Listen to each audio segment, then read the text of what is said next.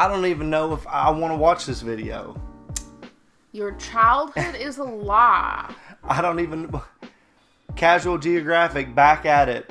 And just the title of this one, like, I don't need... My childhood is one of the shining moments of my entire life. Really? I do not want it to be a lie. Can I live in the Matrix for a little while longer? Oh my gosh. Please. Yeah, he always, like, spits some facts at you that you were just like, that's mind-blowing. Yeah, nobody wants to hear this. But now, it's a little like, yeah. As much of a bad feeling I have in my gut over this, We're gonna do it anyway. we're gonna do it anyway. Are Much you ready? like most of the things that we do. Yes. I am ready. Here we go. Alright. You want me to? Okay. Yeah. Yeah, funny thing about that. The sound of the lion in the MGM logo was actually the roar of a tiger. And it's because tigers were seen to have a louder, more intimidating roar, where lions had more of an aggressive, low-frequency cough. I'm not even kidding. YouTube it. YouTube lion versus tiger roar. A lion will make you defecate bricks, but a tiger will make you your soul. You know the majestic, shrieking call of the bald eagle in the beginning of literally every Western it's movie? not. Well, it was never a bald eagle making that sound. That famous cry was actually a red-tailed hawk. It's because the symbol of America just sounds like a seagull with laryngitis. Go ahead, YouTube it. I'm not going anywhere. The bald eagle takes credit for something that was never his in the first place. That is the bird we put on our flag. Some jokes just write themselves. Remember the dolphin sound from SpongeBob? Well, you were lied to, because it was never a dolphin. It was really a sped-up, edited call of this Australian bird called a kookaburra, or however you pronounce it. Oh, you didn't hear it? Also, if you're old enough to remember this show, first of all, God bless you. And second, the dolphin call in the show was also a modified kookaburra. Okay, one more. Mufasa's roar was actually made by using a combination of a tiger, an F-16 fighter jet, and a really pissed off grizzly bear. What? It's called Lion King What? for a reason. The F that bug. Yeah. Well, it was only a matter of time. That is a species of longhorn beetle. There's like 35,000 types of whatever the hell this is, but this comment says it's a chirping longhorn, so I'm gonna just go with that. Longhorn beetles are famous for two things. Number one, they do not like to be touched, which is why they usually sound like Satan's plumbing. And number two, they're incredibly dangerous. Looks very scary. But not to us, because these beetles are one of the biggest ops a tree can have. Since their larvae feed on plant tissue, they often destroy trees from the inside. Adult longhorns will actually girdle the tree branches to turn it into a nursery for their children, which is why the Asian longhorn beetle is one of the worst invasive species in America, since their kids end up killing more wood than erectile dysfunction. In the United States, this longhorn hellspawn is a threat to a third of the urban tree species, which ends up costing us, get this, over $600 billion in damage. Damn! You might be wondering how something so destructive even ended up here in the first place. That's easy. Us. We basically Ubered them here. They were accidentally introduced to the US and Canada in 1996 through Look at those woodpacking material eyes. shipped from Asia. And the bastards have been wilding out ever since. Oh, and they can fly. Cause why the not? Seagull swallowing rabbit hole. What? What? Why? Seagulls are the feathery antichrist, and I'm prepared to make it your problem. First, we gotta acknowledge the fact that a seagull's diet plan is really just anything that fits down their garbage chute of a throat. This includes rabbits, other birds like pigeons, starlings, and baby ducks. Some British seagulls have even started spawn wiping their own chicks by swallowing their children whole. And some have even gone as far as to start attacking and murking sheep. Yes, sheep. Sheep? There's also the minor fact that seagulls have started seeking out baby fur seals just so they could rip their eyeballs out and eat them. And after effectively blinding the newborn seal, the seagull will proceed to eat it alive, often starting with the most sensitive spots. These air bunnies will even rip the blubber off the backs of baby southern right whales when they surface, and they've even started harassing beach porpoises. Yes, they even with whales. And somehow, that's not the worst part. I'm not kidding when I say this flying hellspawn will legit put anything on the list. Because seagulls in the UK have even started snatching up people's dogs. In 2015, a Yorkie had to be put out of its misery after getting jumped by a gang of gulls, leaving him basically crippled. In 2019, a Chihuahua named Gizmo was kidnapped by a rogue gull and carried off to where his owners couldn't see him. I don't think they ever found him. In 2015, another Chihuahua named Bella made the mistake of sneaking outside through an open door. That movie ended with Bella getting turned into past tense after a flock of gulls basically pecked her to pieces. Seagulls are just Hannibal Lecters with feathers and frequent flyer miles. Oh, and they've murked people too.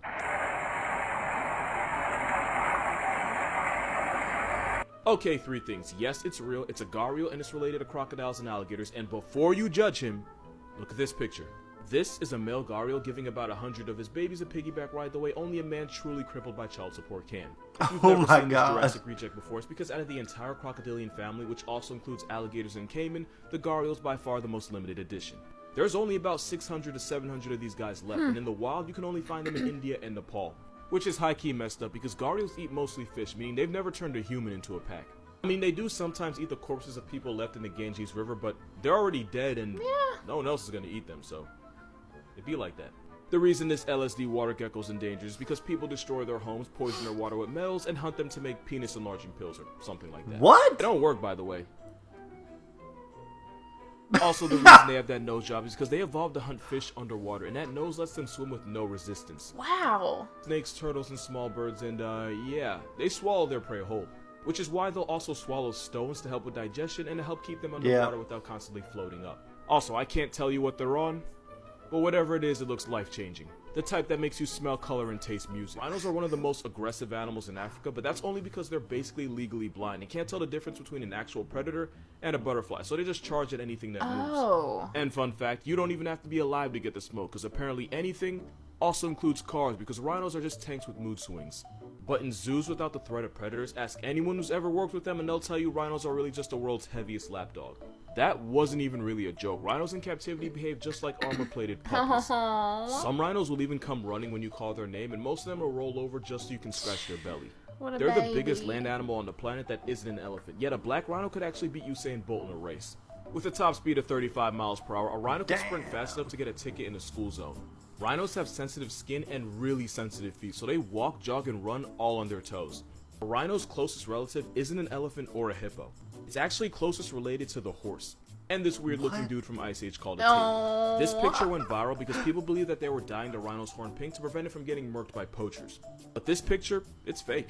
What they actually started doing is poisoning the horn in a way that doesn't hurt the rhino, but anyone that tries to cut into it will probably end up in the hospital. We have some time left, so here's what it looks like when a rhino gets the zoomies.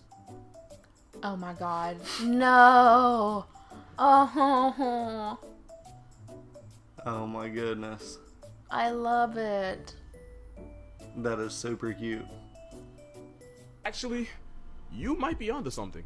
Okay, so fun fact, a rhino's closest relative is the horse. We all know that? Okay, good. Oh, and weirdly enough, zebras too. So rhinos are basically tanky horned horses. Now this unit is Elasmotherium, but because of that huge thick horn growing out of its forehead, streets call it the Siberian unicorn. They were around about 40,000 years ago, and just like rhinos, that horn was made out of keratin. AKA the same stuff found in your hair and fingernails. This PED pony could have grown to 15 feet in length and violated the scales at a minor 10,000 pounds. It's terrifying. Also, Elasmotherium was about 6'8" at the shoulders. That is a whole ass LeBron. This walking tank was the last surviving member of Elasmotherinae. And Elasmotherinae was basically a family of prehistoric rhinoceroses that got vaulted for plot development reasons. Which means the animal today most closely related to this land before time tank-sized unicorn is, yeah, the rhino. So technically, rhinos are just modern-day legally blind Weight Watchers unicorns. Well, actually, bicorns, because, you know, most have two. Unicorns are alive, but if this one pulls up, you won't be. What's a hill that you're willing to die on 1,000% of the time? Zebras are black with white stripes, and nobody ever believes me when I say it. I already know what you're going to say before you say it, but hear me out. Their stomachs might be white, but that's just their fur. If you shave a zebra completely, their skin will be black. And if you think I'm lying, one of the only parts of a zebra without fur is its snout, and it's black enough to get a pass. But if you really want me to be a nerd about it, zebra fur grows from follicles that have melanocyte cells, which gives them their color. But the white part of a zebra's fur is where the melanocytes are deactivating, meaning it's only white because there aren't any pigments. Which means a zebra's default color is actually black. Which means this biracial donkey, which isn't a joke by the way, zebras are closer to wild donkeys than actual horses, just saying. The Oreo donkey is actually black but with white stripes. But honestly, I didn't even need to make this video. This one was voiced by Chris Rock. That's literally all the proof I needed. I know it's a small hill, but I'll still die on it.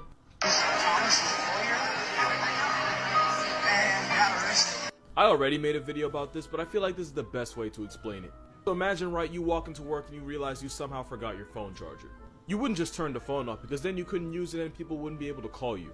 So instead you go on power save mode to reduce how much battery you use until you can get back to your charger. That is high-key what hibernation is. It's power save mode for animals to get through times where there's less food and therefore less energy around.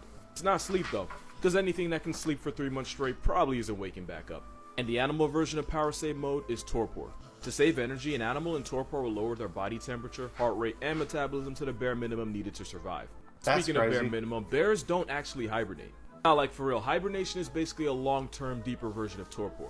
An animal that's a true hibernator, like a chipmunk or something, will stay in power save mode for almost the entire winter. When a bear goes into torpor, it lasts shorter periods of time. which means bears actually go in and out of torpor, which is why some bears will walk around their den in the middle of the winter when everybody thinks they're hibernating. But the big difference you need to remember is that bears can respond faster to danger than an animal that's full on hibernating. Which means if you mess with a bear thinking it won't wake up, Smokey will have the energy and the motivation to fuck up your way of life. And then you won't be able to wake up. This cuttlefish is wearing 3D glasses, but it's for science. Cuttlefish hunt by extending and shooting out their tentacles to grab and trap their prey. So to see out a cuttlefish sees, scientists velcroed a pair of 3D glasses between their eyes. And just for the record, they velcroed them because the cuttlefish kept getting annoyed and snatching them off, and something about that mental image makes me smile on the inside. With the glasses taped to them, we found out that cuttlefish actually see the world a lot like we do. When you reach for something like your phone, you use both eyes to figure out exactly how far the object is and how far you have to reach. This is called stereopsis. And it turns out cuttlefish use depth perception too. Because when the cuttlefish wore the 3D glasses and watched film clips, they would react the same way they would if they saw prey in the water, by using 3D vision to judge the distance and snatch the prey. And we know this because when one of the lens was blacked out and they could only see out one eye, it took the cuttlefish a little longer to figure out just where exactly the food was. So yeah, Makes cuttlefish sense. use depth perception just like you and me. And if you don't care about that at all, let's just appreciate the fact that some guy went through years of school and student loans just to end up getting paid to put glasses on a discount octopus. And that just makes me happy in a way I don't totally understand. We're gonna have to watch that one because it always freaks me out. Dolphins are pretty creepy when their eyes are beaming through the dark. So it didn't make me feel like my childhood was a lie. I thought maybe he would go into like, I don't know, shows that we watched or something like that. There was a few things like I was ready for therapy over this. yeah, the lion was actually the tiger's Oh, roar. yeah. I don't think I knew that. Makes sense though, because lions' roars are just like, oh, you know, they're not like, What does a tiger sound like?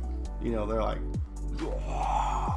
it actually projects like out. Like it's the a lion's little just kind of like, I'm the man. Yeah. The tiger's just like, I am going to murder motherfuckers, you know. Be a bad Yeah. day. But mountain lions are like, it sounds like somebody yelling, you know, out in the woods or something. I've heard it sounds like a woman screaming. Yeah, it's crazy. Because we have mountain lions. It's not like you see them all the time. No, they're very rare. But well, there was this one time I grew up in the mountains. You didn't really have neighbors. It took Jefferson you National Forest. 20 minutes to get to town. Yeah. All right. And so my dad was working. He has a shop in the mountains, and he went to his truck, and he heard something in the back of his truck. And he tried to scare it off. He thought, oh, I think he had like some garbage he was going to take off or something. And he thought, you know, it's just whatever in the back. And he got in his truck, and it was a mountain lion. Oh my God, he's so lucky it didn't get him. Oof. It's just those things, you know. Nature's wild, and you never know what you're gonna run into. So. Yeah, walking the dogs outside, and there's a black bear. And I was like, oh, I guess we're gonna go back inside. Dude, that picture that was on the video of the guy in the cave and the bear was running, Oh I my was like, God. how the fuck that's gotta be photoshopped or something. I don't know. Jesus Christ, that bear looked mad as hell. I went spelunking once and thought that it was just gonna be like a cave tour with some nice railing, and I just, oh, you know, like if you've ever been in some caverns and stuff.